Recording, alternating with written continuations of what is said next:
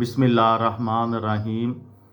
लाखों दरूद पाक हज़रत मोहम्मद सल्लल्लाहु अलैहि वसल्लम और आप सल्लल्लाहु अलैहि वसल्लम की आल पर।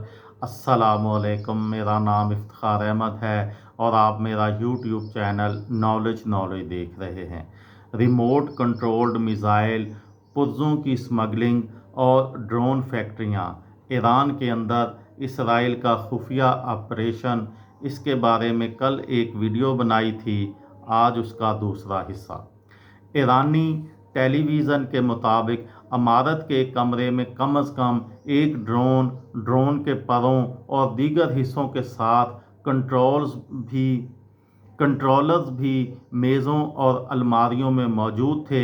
एक 3D प्रिंटर भी देखा गया जो यूक्रेन में वार जोन वेबसाइट के मुताबिक अक्सर ड्रोन के पुर्जे तैयार करने के लिए इस्तेमाल होता है।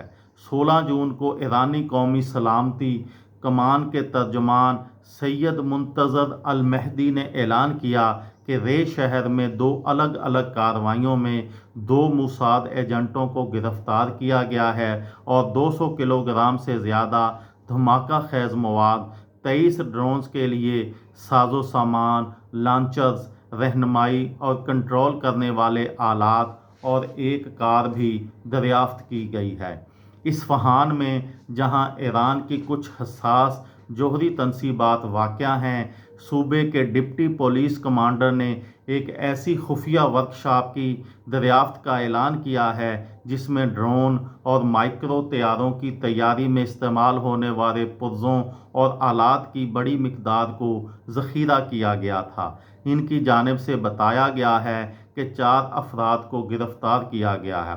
रिपोर्ट्स के मुताबिक असेंबली की सरगर्मियों का एक अहम हिस्सा 3D प्रिंटिंग टेक्नोलॉजी और घरेलू वसाइल का इस्तेमाल करते हुए किया गया ताकि पुर्ज़ों की बड़े पैमाने पर स्मगलिंग की ज़रूरत को कम किया जा सके और ईरानी सिक्योरिटी और इंटेलिजेंस फोर्सेस की सप्लाई चेन का सुराग लगाना मज़ीद मुश्किल हो जाए। ईरानी सिक्योरिटी हकाम माजी में मुतअद्दिद अफराद पर इसराइल के लिए जासूसी का इल्ज़ाम लगा चुके हैं। एक इंतहाई मशहूर केस में ईरानी जौहरी साइंसदानों के कत्ल में मुलव्वस होने के इल्ज़ाम में एतराफ़ जुर्म करने के बाद गिरफ्तार अफराद की बेगुनाही साबित होने के बरसों बाद इन्हें रिहा किया गया। मुल्की और गैर मुल्की मीडिया रिपोर्ट्स के मुताबिक ईरान में इसराइल की खुफिया कार्रवाइयों का एक अहम Ansar remote controlled missile system की तैनाती थी। इस तरह के हथियारों को जदीद टेक्नोलॉजी और खसूसी डिज़ाइन की मदद से ईरान के अंदर किसी ऑपरेटर की बराह रास्त मौजूदगी के बगैर लॉन्च किया जा सकता है।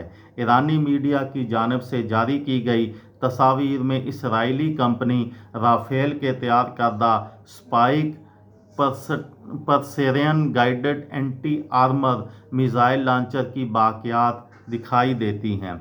ईरानी ब्रॉडकास्टिंग कॉरपोरेशन के अंग्रेज़ी चैनल प्रेस टीवी ने पीर के रोज़ अपने टेलीग्राम चैनल पर लिखा है कि ईरानी इंटेलिजेंस फोर्सेस ने स्पाइक मिज़ाइल लॉन्चर को दरियाफ्त किया है जो इंटरनेट, ऑटो मशीन और रिमोट कंट्रोल सिस्टम से लैस है।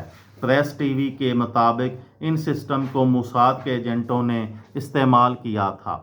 स्पाइक मिज़ाइल लॉन्चरों की तस्वीर में दिखाया गया है कि वो गाड़ियों या ड्रोन पर नहीं बल्कि ज़मीन पर नस्ब हैं। ये launcher electro optical guidance system, जदीद कैमरे और सैटेलाइट कम्युनिकेशन एंटीना से लैस थे जिनकी मदद से इन्हें दूर से कंट्रोल किया गया। स्पाइक मिज़ाइल 25 किलोमीटर से ज़्यादा की रेंज रखता है और लॉन्च के बाद कोई भी ऑपरेटर हदफ की लाइव तस्वीर हासिल कर सकता है और लम्हे में फ़ैसला कर सकता है कि हदफ को तब्दील करना है या नहीं। इसराइल की जानिब से ईरान के अंदर रिमोट कंट्रोल हथियारों के इस्तेमाल की एक अच्छी दस्तावेज़ी तारीख़ है।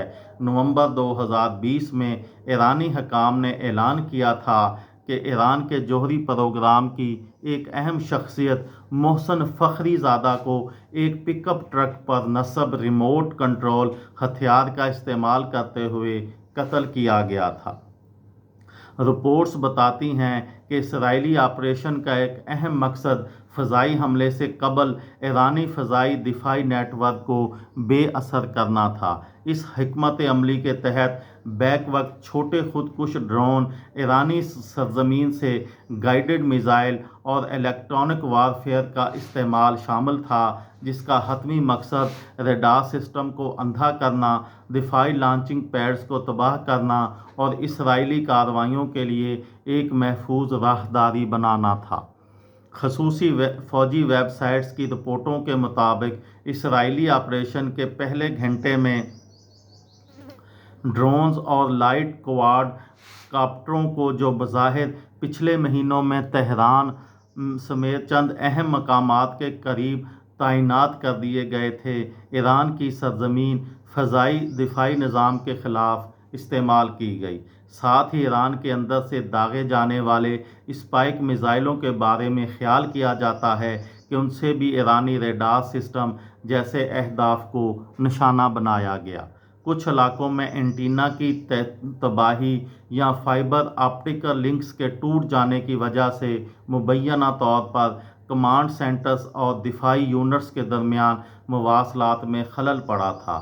حملوں کے پہلے دن اسرائیلی میڈیا نے ایک سیکیورٹی اہلکار کا حوالہ دیتے ہوئے رپورٹ کیا کہ موساد کے کمانڈروں نے ایرانی علاقے میں گھس کر ایرانی فضائی دفاعی نظام کے ارد گرد درست طریقے سے گائیڈڈ میزائل نصب کر دیے تھے۔ اس طرح ایسے معلوم ہوتا ہے کہ اسرائیل نے پہلے لڑاکا طیاروں سے نہیں بلکہ ایرانی سرزمین پر چھپے ہوئے آلات سے حملہ کیا۔